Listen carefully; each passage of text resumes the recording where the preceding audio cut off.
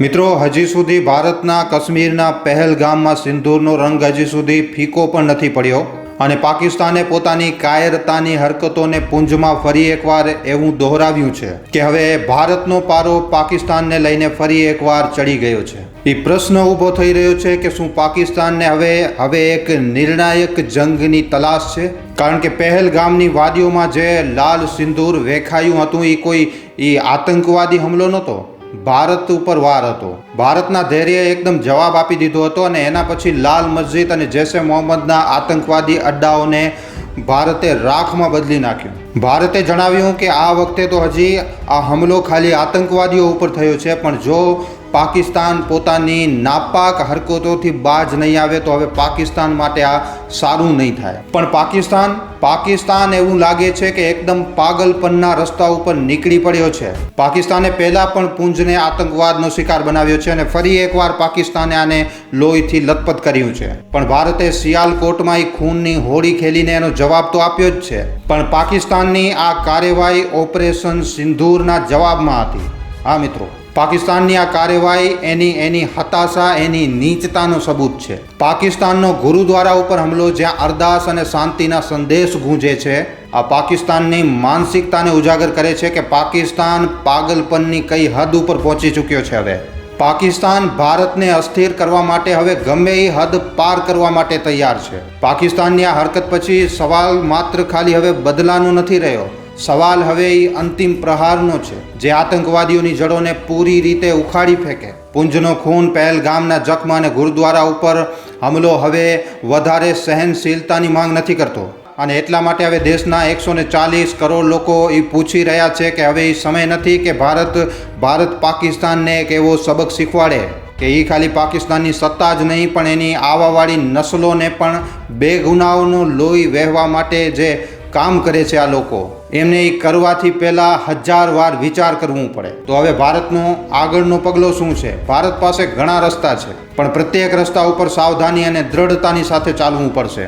જેમ કે સૈન્ય કાર્યવાહીનો રસ્તો છે, ઓપરેશન સિંદૂર જેવા સટીક હુમલાઓને વધારે તેજ કરવું જોઈએ। વિશેષ બળોના લીધે સીમાની પાર ઘૂસપેઠ કરાવી અને આતંકીઓના ઠેકાણાઓને નિસ્તે નાબૂદ કરવું પડશે।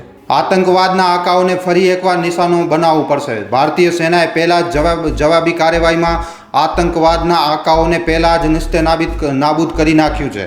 ઓપરેશન સિંદૂર દરમિયાન આપણે મસૂદ અઝહરને રોવા બિલકવા ઉપર મજબૂર કરી નાખ્યું છે। બીજો રસ્તો, કૂટનીતિક દબાવ।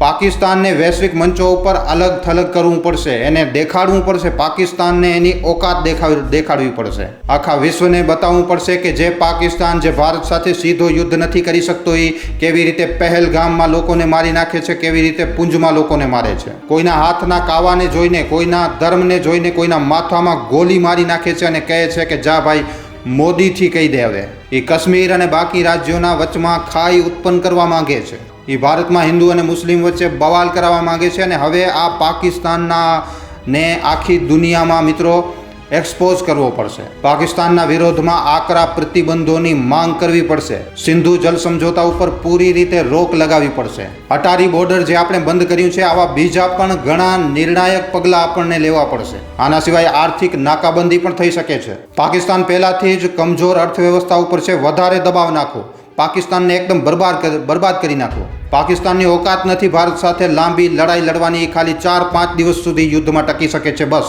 આતંકવાદી સંગઠનોના વિત્તીય સ્ત્રોતોને નષ્ટ કરવા માટે ભારતને કડક કાર્યવાહી કરવી પડશે। ખુફિયા અને સાયબર યુદ્ધ પણ લડવું પડશે। પાકિસ્તાન એ દેશ છે જે પૂરી રીતે મિસઇન્ફોર્મેશન, ખોટા સમાચાર ફેલાવે છે। આ ખોટા સમાચારોથી ભરાયેલો દેશ છે। ફેક ન્યૂઝની હરેક જંગ પાકિસ્તાન જીતી શકે છે। ભારતના એને 5 રેફેલ ઉડાવી નાખ્યા, ભારતના મંત્રીઓમાં લડાઈ કરાવી નાખી। આખે 2 દિવસથી આ બધી ફેક ન્યૂઝો પાકિસ્તાન ચલાવી રહ્યો છે દુનિયાને ગુમરાહ કરવા માટે। ફેક ન્યૂઝમાં એણે ભારતના બધા તમામ ઇલાકાઓને ઉડાવી નાખ્યું। અહીંયા ભારત દેશને સતર્ક રહેવું પડશે। પાકિસ્તાનના આતંકવાદી ઢાંચાને કમજોર કરવા માટે સાયબર હુમલા, ખુફિયા ઓપરેશન કરવા પડશે અને ભારતે આ બધાની વચ્ચે આ કર્યું પણ છે। ડિજિટલ સ્ટ્રાઇક ભારતનો આ એક નિર્ણાયક પગલો હતો। આની સાથે જ આપણા ભારત દેશને આંતરિક સુરક્ષા ઉપર ધ્યાન આપવું પડશે। જમ્મુ કાશ્મીરમાં સુરક્ષા વ્યવસ્થાને વધારે મજબૂત કરવું પડશે. ખાસ કરીને પુંજ જેવા સીમાવર્તી ઇલાકાઓમાં જ્યાં નાગરિકો રહે છે એમની સુરક્ષા માટે બંકરો જેવી વ્યવસ્થા તો કરવી પડશે. સાથે સાથે સ્થાનિય લોકોને જ્યાર સુધી આ બંકર નથી ત્યાર સુધી આ સ્થાનિય લોકોને ક્યાંક બીજે શિફ્ટ કરવું પડશે. સરકારે એ લોકોને આશ્વાસન આપવું પડશે કે લોકો ભારતીય સેનાનો સાથ આપે, આતંકવાદના વિરોધમાં લોકો એક સાથે આવે. પાકિસ્તાને જે પુંજમાં કર્યું છે એ કોઈ પહેલી વાર નથી. આ પાકિસ્તાન આ 47થી કરતો આવી રહ્યો છે. પાકિસ્તાનની આ હરકત દર વખતની છે. 1947ના બટવારાથી લઈને આજ સુધી પાકિસ્તાન કેટલી આવી હરકતો કરી ચૂક્યો છે ભારત દેશમાં. 1965, 1971, 99નું કારગિલ યુદ્ધ અને હવે પહેલગામ. હરેક વાર પાકિસ્તાનની રણનીતિ આવી જ રહી છે. પહેલાં તો કાશ્મીરમાં અસ્થિરતા ફેલાવો અને એના પછી જ્યારે ભારત દેશ પાકિસ્તાનની બેન્ડ વગાડશે ત્યારે પાકિસ્તાન ઘૂસપેઠિયાઓને કાશ્મીરમાં મોકલે છે, કાં તો પછી કાશ્મીરના આમ નાગરિકો ઉપર હુમલો કરવાનું ચાલુ કરશે. હરેક વખતની આજ કહાની છે મિત્રો. 1971માં 13 દિવસની અંદર ભારતે પાકિસ્તાનને ઘૂંટણા ઉપર લાવી દીધો હતો અને નવો દેશ બનાવી નાખ્યો બાંગ્લાદેશ. અને આજ પણ આ જ કહાનીને રિપીટ કરવામાં આવી રહ્યું છે.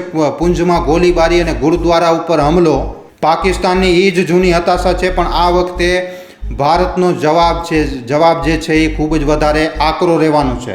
લોકો કહી રહ્યા છે કે આ વખતે ભારતને ઈંટનો જવાબ ફરી એકવાર પથ્થરથી આપવો પડશે. પાકિસ્તાનની આ બોખલાહટનું કારણ સમજમાં આવી રહ્યું છે મિત્રો. પાકિસ્તાનની આ બોખલાહટ પાછળનો સૌથી મોટો કારણ છે કાશ્મીરીઓનો બદલેલો રંગ. ધારા 370 હટ્યા પછી મિત્રો કાશ્મીર જે છે એ વિકાસની ડગર ઉપર ગયો. નવા રસ્તા બની ગયા, સ્કૂલો બન્યા, કોલેજોનું નિર્માણ થયો, હોસ્પિટલો બન્યા, ત્યાં રોજગાર આવ્યા. કાશ્મીરીઓને પણ ભરોસો થયો. હમણાં જ ચૂંટણી થઈ હતી તો કેટલા લોકો મત આપવા માટે ગયા. હવે પાકિસ્તાન એ વસ્તુ સારી રીતે જાણી રહ્યો છે કે જે કાશ્મીર ભારતની પાસે છે એ કાશ્મીર હવે વિકાસની પ્રગતિના પંથે જઈ રહ્યો છે અને એની પાસે જે કાશ્મીરનો થોડોક હિસ્સો છે એ એકદમ પછાત થતો જઈ રહ્યો છે. અને એવામાં પાકિસ્તાનને એ વાતનો ડર છે કે પીઓકેના લોકો ક્યાંક પોતાની રીતે જ ભારતની સાથે ન ચાલ્યા જાય. અને એટલા માટે જેણે પહેલગામમાં હિન્દુ મુસલમાનોની લડાઈ લગાવવાની કોશિશ કરી. એટલા માટે ધર્મ પૂછીને માર્યું, કારણ જેનાથી કાશ્મીરને ભારતના લોકો એકદમ કાઢી મૂકે.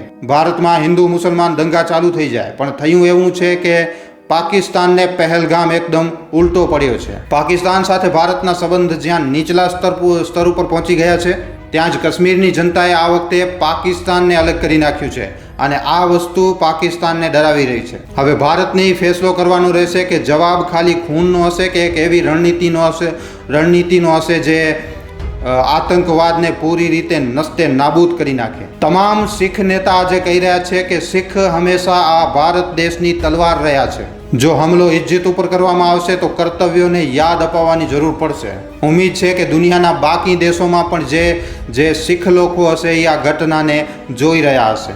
પુંજમાં પાકિસ્તાને જેવી રીતે ગુરુદ્વારા ઉપર હુમલો કર્યો, નિર્દોષ માણસોને માર્યો, એની ભક્ષણા મિત્રો આખી દુનિયામાં રહેવાવાળા શીખ કરશે. પાકિસ્તાન માટે આ બિલકુલ પણ સારી વસ્તુ નથી. આ પાકિસ્તાનને વધારે એક્સપોઝ કરશે. પણ હિન્દુસ્તાને તો અહીંયા સાફ કરી નાખ્યું છે કે ભારત આ વખતે આતંકવાદને એના જડ મૂળમાંથી ઉખાડીને બહાર ફેંકી દેવાનો છે. કાલે ખાલી જ્યાં સિંદૂર લગાવવામાં આવ્યું હતું હવે હલ્દી, હવન અને તાંડવ કરવામાં આવશે. આ તાંડવ ના તો ખાલી પાકિસ્તાનના આતંકવાદી ઢાંચાને ધ્વસ્ત કરશે પણ આખી દુનિયાને ભારતની એકતા અને શક્તિનો સંદેશ આપશે. તો મિત્રો, પહેલગામ અને પુંજની આ ઘટનાઓ ઉપર તમારા શું અભિપ્રાય છે, તમારું શું કહેવું છે અને ભારતને આના વિરોધમાં હવે કેવા પગલાં લેવા જોઈએ, આના ઉપર તમારું શું કહેવું છે નીચે કોમેન્ટ સેક્શનમાં લખીને જરૂર જણાવજો. વિડીયોને ખાલી તમારા સુધી સીમિત ન રાખતા મિત્રો, તમારા મિત્રો સાથે, પરિજનો સાથે, વોટ્સઅપ ઉપર, ફેસબુક ઉપર, યુટ્યુબ ઉપર જેટલો બની શકે વધારેમાં વધારે આ વિડીયોને શેર જરૂર કરજો.